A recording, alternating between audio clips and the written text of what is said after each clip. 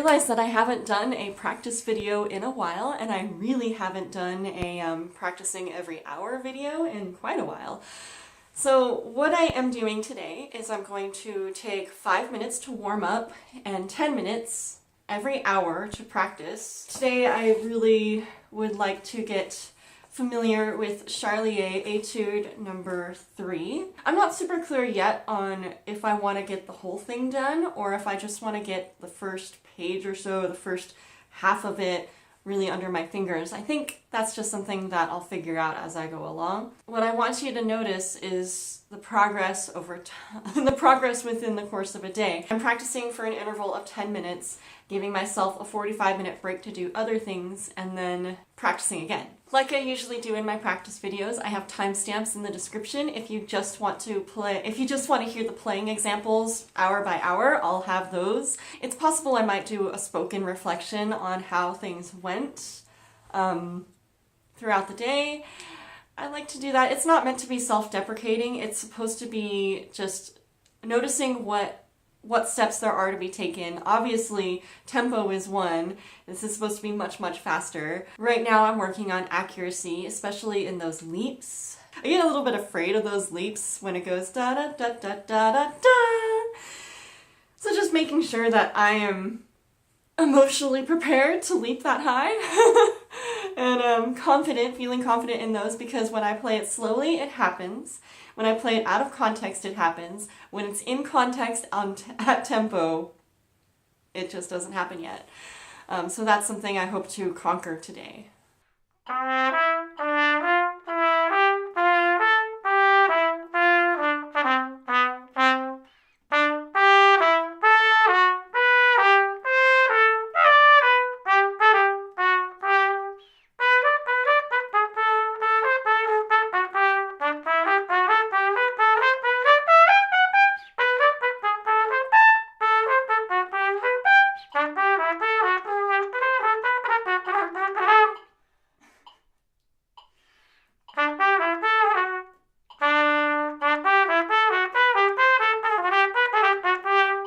Obviously, I got into my own head. I was super surprised that I got the notes right, and then that last little phrase was just a total mess. So that's probably what I'm going to practice the next hour, and then I'll work on the next section, I think. I'm getting that under my fingers. It's a little bit more accurate now. Yes.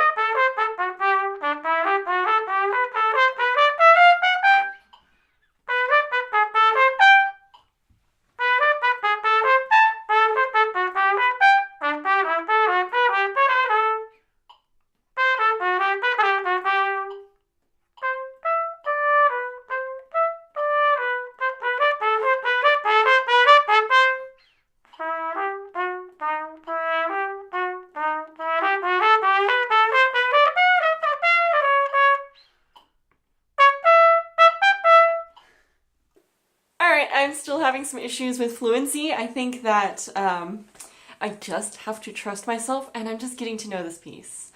I added the next little phrase. I really like it. It is so goofy and so French. Oh my gosh. I'm really enjoying working on that. But yes, I think I will still continue to work on that. I'll probably spend about 5 minutes continuing to work on the fluency of what I've already worked on, and then adding a phrase each hour or so. So that's my plan.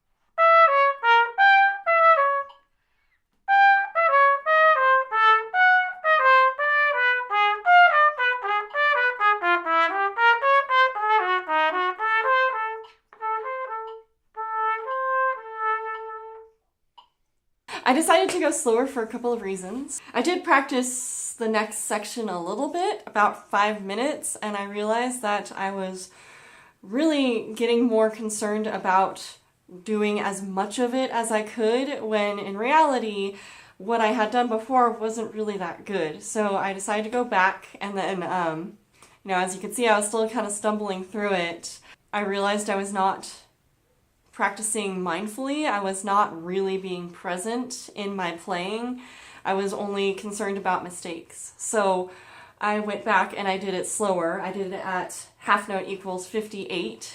Sometimes that's what it takes. And this Charlier is it's pretty advanced music. It requires a lot of flexibility and you have to be present when you play it. Woodwind players might hate me for saying this, but I've been a woodwind major, and once you have something down under your fingers as a woodwind player, in general, once you have it, you can do it over and over again. But for me, the challenge in playing trumpet is making sure that I'm setting myself up correctly. Especially for those leaps where you have to really know what it's supposed to sound like, otherwise it's gonna be pulled out of the air. So that's my struggle right now. I think I will do one more session of practice and then call it a day. I really think I've gotten a deeper understanding of this piece and practicing it like this today.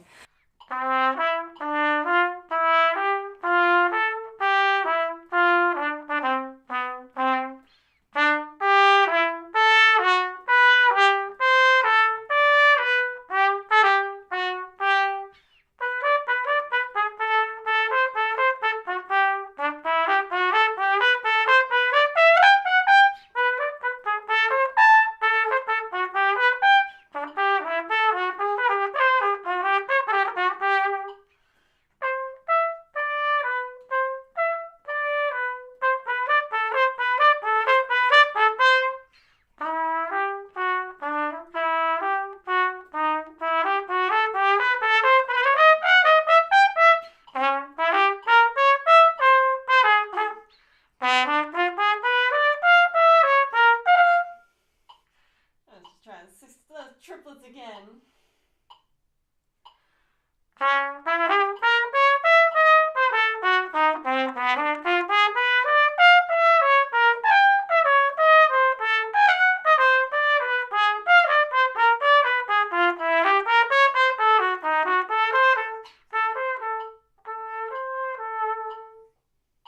So let's talk about some successes about today and where to go next. First of all, I think I succeeded in becoming a lot more familiar with this part of the etude. It is, again, very complex harmonically. It's not very intuitive in terms of its note pattern, so I have been getting used to those kinds of leaps, and I think they're coming up. I don't have to think about them so consciously now.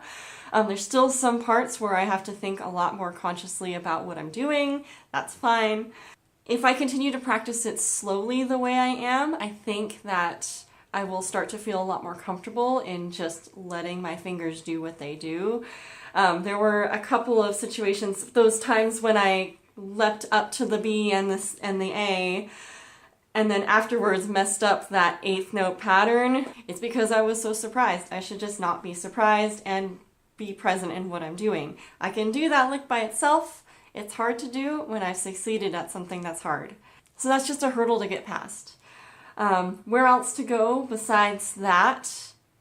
Of course, getting the tempo up, paying attention to dynamics. I've been trying to get the crescendos. I'm getting most of them. I'm not getting all of them. So that's one place to look at once I become more familiar with the notes. It'll definitely help with the shape.